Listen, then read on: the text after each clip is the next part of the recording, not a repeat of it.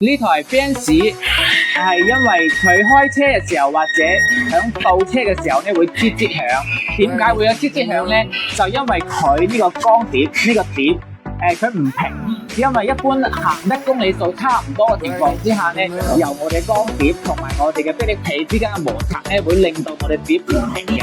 咁咧一般響 4S 店咧係會建議更換光碟嘅。咁我哋維修二類堂咧會建議佢磨碟，會磨翻平佢，磨平個碟之後咧，大概可以行5到6萬公里嘅。咁樣咧響維修成本方面會更加低啦，整車穩健哥，保證冇得拖。